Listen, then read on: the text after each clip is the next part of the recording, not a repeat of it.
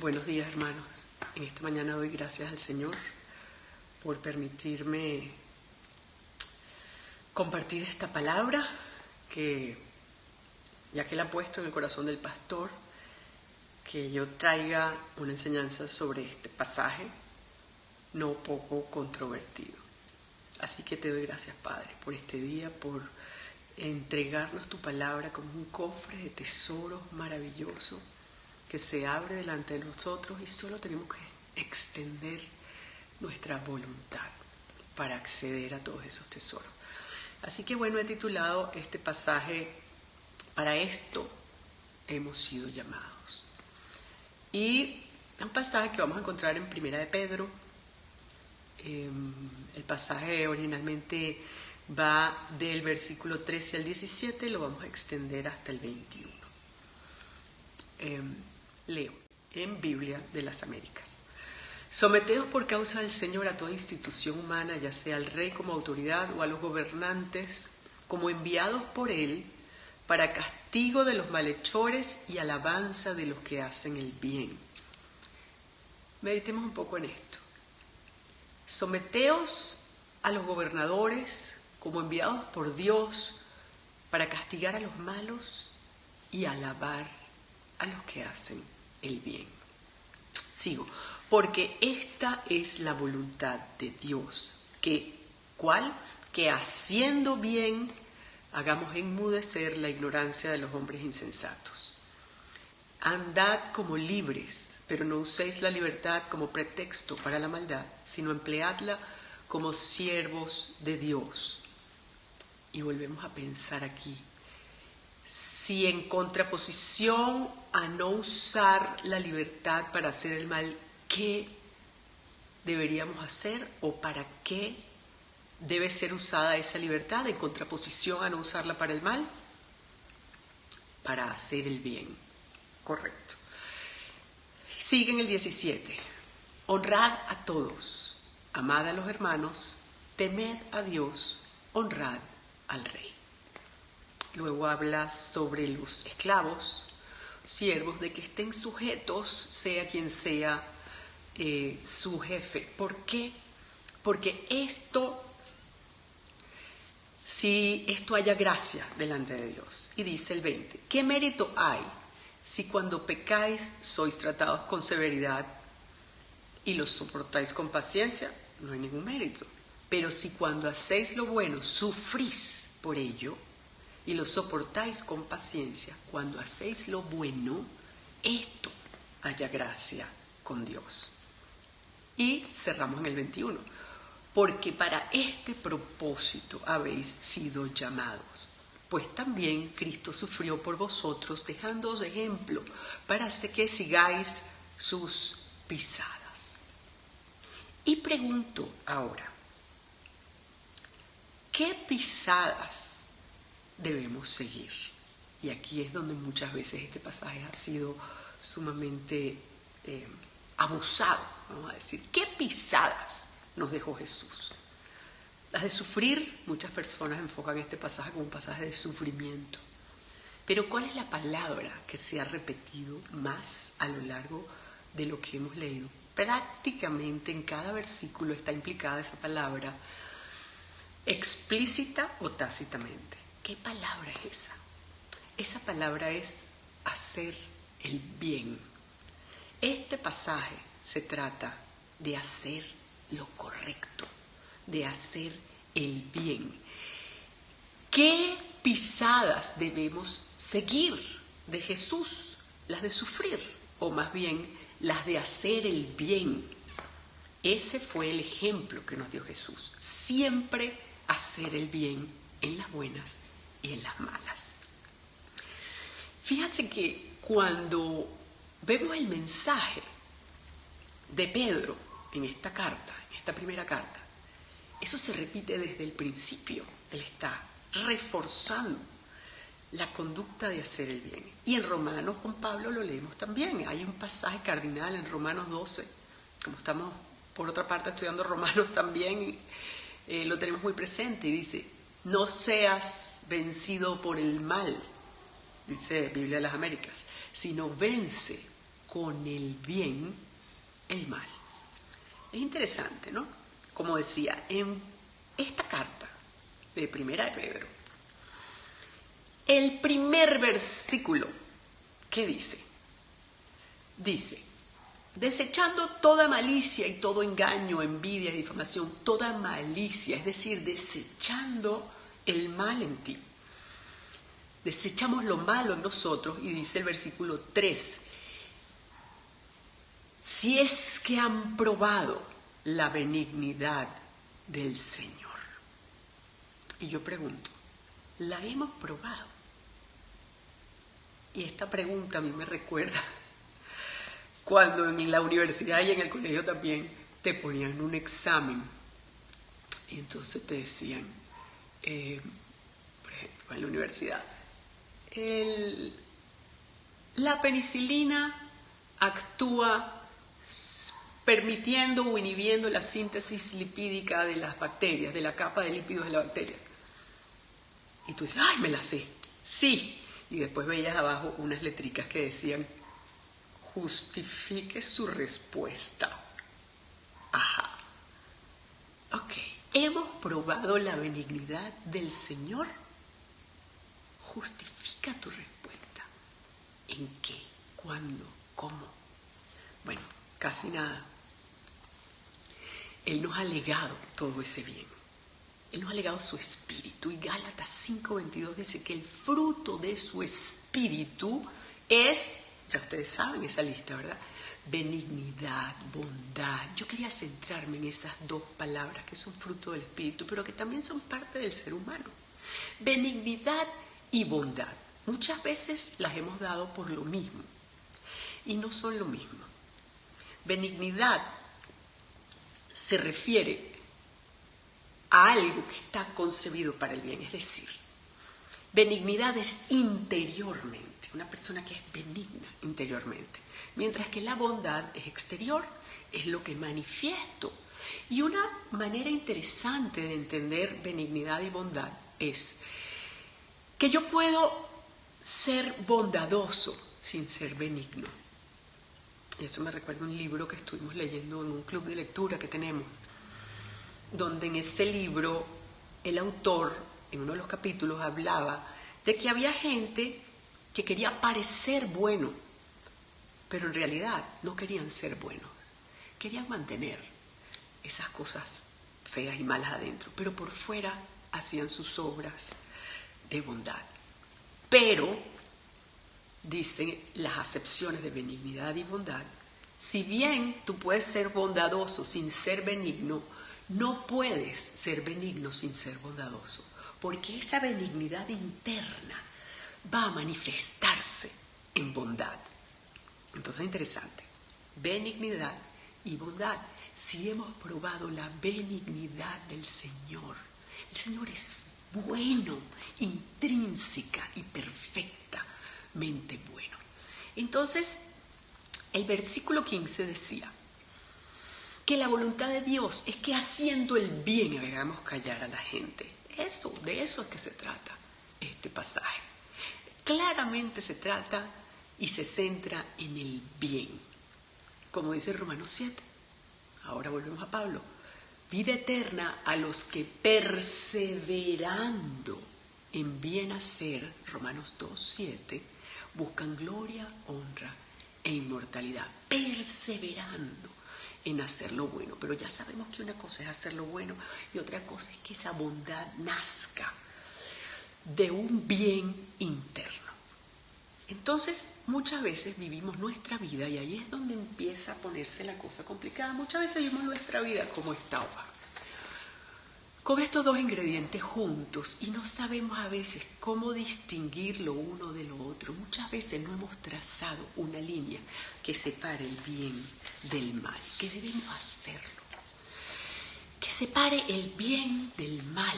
Es vital discernir el bien del mal, separarlo y saber que están aparte, por lo menos en mi vida. Porque si bien yo no puedo separar el bien y el mal en la vida de los demás, o en los actos, o en lo que pasa a mi alrededor, yo tengo que saber dónde está trazada esa línea para saber cómo actuar en consecuencia. En mi vida, Yo debo tomar esto y romperlo y saber que yo no puedo vivir más de esa manera. Que mi vida tiene que ser bien, interno y externo. Y librarme, como decía Pablo, desechar. Entonces, ¿qué es hacer el bien en este contexto? ¿Cómo lo entienden ustedes? Es complicado, ¿verdad? ¿Qué hemos entendido en el contexto del pasaje ahora que sabemos que está centrado en el bien? En el contexto, por ejemplo, de un gobierno autoritario que va en contra de la moral y su agenda es un culto a la muerte y te obliga a gritar una consigna de muerte. ¿Qué es hacer el bien? ¿Sujetarte a eso y obedecerlo? ¿O sujetarte al verdadero bien? ¿Fácil? No. El caso es que para saber dónde está el bien, debemos discernir el bien del mal. Eso es lo más importante. La vida es un verdadero reto cuando de hacer el bien se trata.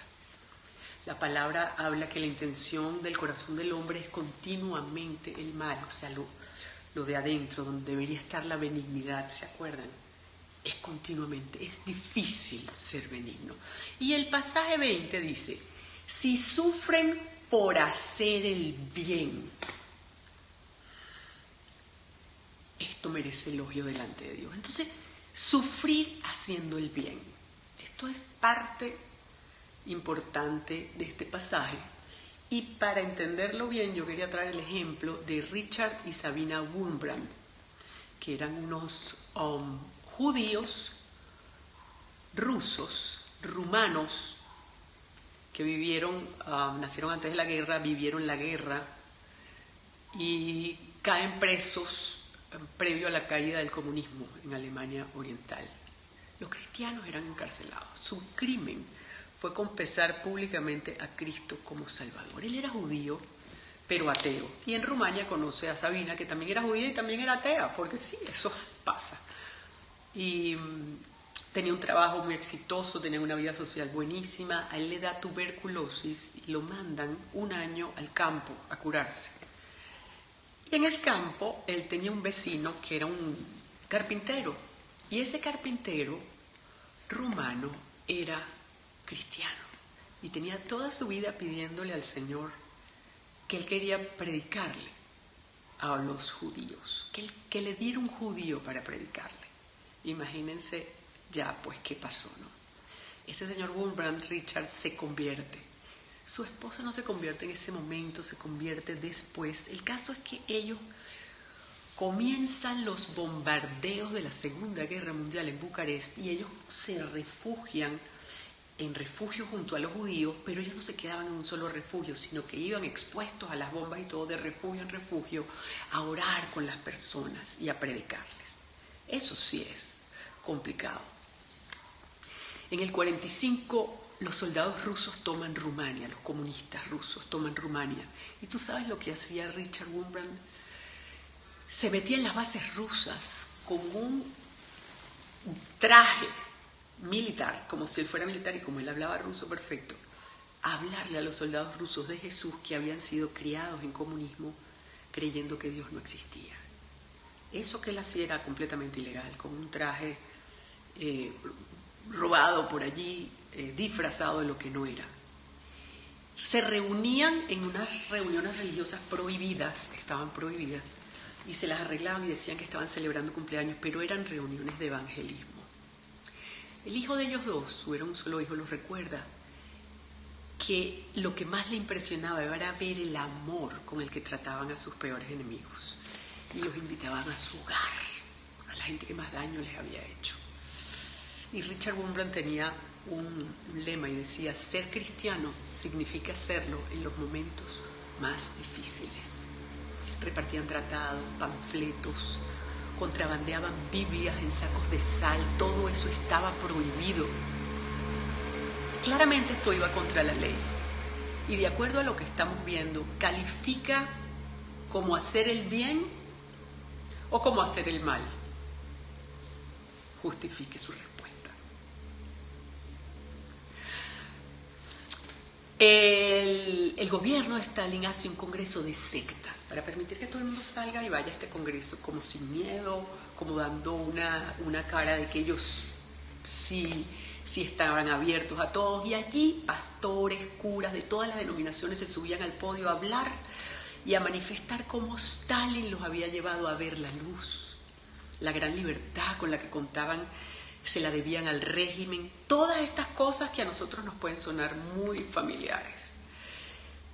En ese momento estaban Richard y Sabina Wurmbrand sentados pues, en aquel anfiteatro enorme lleno de cristianos y gente de todo tipo de religiones, y Sabina se acerca a Richard y le dice que está indignada, que él se tiene que parar a defender a Jesús.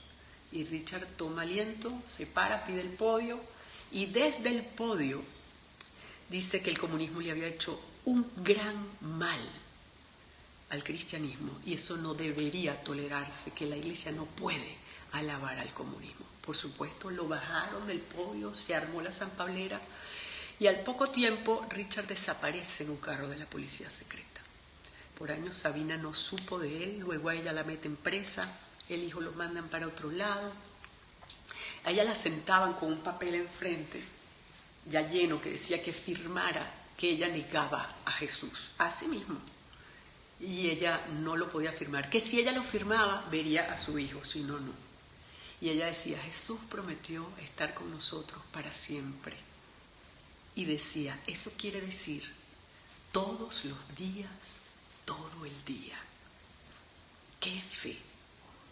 Después de 3 años la dejaron salir y le dijeron que Richard había muerto en la cárcel. Ella siguió su trabajo y a los 5 años más o menos tocaron a su puerta, 5, 8 años, y era Richard. Había estado preso y se había escapado, ella ni siquiera sabía que estaba viva. Y no se escapó por casualidad, sino que le predicó a tanta gente en medio de las torturas más espantosas, que una de las personas que se convirtió era uno de sus cuidadores y era además asistente del ministro del Interior. Y este asistente forjó un documento para darle la libertad a Richard y lo traspapeló entre unos papeles que tenía que firmar el ministro, y el ministro firmó el indulto. Todo esto obviamente fuera de ley. Se comprometió al salir en fundar un ministerio para predicar a los comunistas y lo hizo. Cuando se acabó el gobierno de Ceausescu, ellos regresaron a Rumania, porque luego de que él salió, pues fueron a predicar por todo el mundo. Vivieron viajando y predicando hasta que Sabina murió en agosto del 2000. Y Richard en febrero del 2001 se fueron prácticamente juntos. Una fe que puede ser destruida por el sufrimiento no es fe, decía Richard Wurmbrand. Sufrir por hacer el bien. Entonces, ¿qué hizo Pío XII en su tiempo? Cuando se enfrentó a Hitler. Defendió a Hitler y a su revolución. ¿Por qué? Justifique su respuesta, porque vamos ahora a un versículo central también de este pasaje. ¿Por qué? ¿Qué hizo Pedro cuando se llevaron a Cristo a la cruz? ¿Lo negó? ¿Sí o no? Sí. Justifique su respuesta. ¿Por qué lo negó? Aquí es donde es muy relevante que veamos lo que dice el versículo 17. Con 3 palabras, Dios nos muestra qué tipo de honra hay que dar a cada quien. La Biblia nos dice que demos honra al que debamos y que no debemos a nadie nada sino el amor. Pero aquí está muy claro, dice, den a todos el debido respeto. Amen a los hermanos. Nos mandan a amar a todo el mundo, pero aquí en este contexto nos dice, amen a los hermanos, teman a Dios, respeten al Rey. Amen, teman, respeten. ¿A quién debo temer? Al que tiene poder de echar en el infierno, dice la Biblia. Ese es Dios, el que tiene la vida y la muerte en sus manos. Pero como ejemplo de infamia, Pedro el autor de esta carta, y lo sabía muy bien, temió a los romanos más que a Dios y negó a Cristo. Ahí está el problema de poner el temor en el lugar equivocado. Igual que Pío XII durante la Segunda Guerra Mundial. Sadrach, Mesach y Abed-Negó temieron a Dios antes que a Nabucodonosor. David temió a Dios antes que a Goliat. Temor y respeto no es necesariamente lo mismo. El temor implica respeto, pero el respeto no necesariamente implica temor. Y hay algo en lo que yo medito y yo he llamado la gran paradoja. Y se lo voy a decir porque es un pensamiento mío. Y dice así: cuando tu temor está puesto en Dios, los temores desaparecen. La gran paradoja. Dios nos manda a no temer. Un poco de filosofía que surge de meditar la palabra de Dios. Podemos verla en 1 Juan 4:8. Dios es amor, amor perfecto. Y en 1 Juan 4:18 dice que el perfecto amor echa fuera el temor. Y Proverbios 1:7 y Proverbios 9:10 dicen: teme a Dios y apártate del mal. Teme a Dios, principio de sabiduría. Por ende, si temo a Dios, ya no hay temor. Richard Wurmbrand decía lo siguiente: las palabras no temas se repiten 366 veces en la Biblia, tantos días como tiene un año bisiesto. Interesante. Bien y mal. Para eso vino Cristo, para mostrarnos todo el bien de Dios, ya que nosotros habíamos borrado aquella línea que separaba el bien del mal desde que Adán decidió ponerse a descubrir la diferencia allá en Edén, ¿verdad? Para esto hemos sido llamados. Fuimos llamados, como dice esta misma carta, 1 Pedro 2, en este mismo capítulo, en el versículo 9, para anunciar las virtudes de aquel que nos sacó de la oscuridad y de la maldad a su luz perfecta, a su bien perfecto. ¿Cuáles son las virtudes?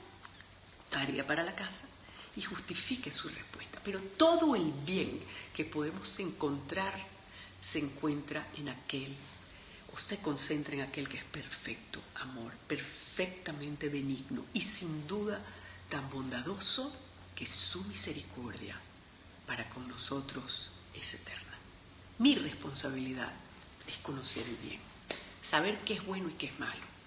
Porque si yo conozco la diferencia, voy a hacer el bien. Y si no la conozco, podría estar caminando en tinieblas, aplaudiendo el mal o doblando la rodilla ante él y pecando. Sepa usted que nos vamos a tener excusa porque Jesús nos dejó esa responsabilidad a cada uno, no al pastor o a la iglesia general, a ti. Lucas 11:35. Asegúrate tú que la luz que crees tener no es oscuridad. Discernamos, no parezcamos, seamos y hagamos aquello para lo que fuimos llamados, para hacer y hacer el bien. El Señor bendiga su palabra. Gracias.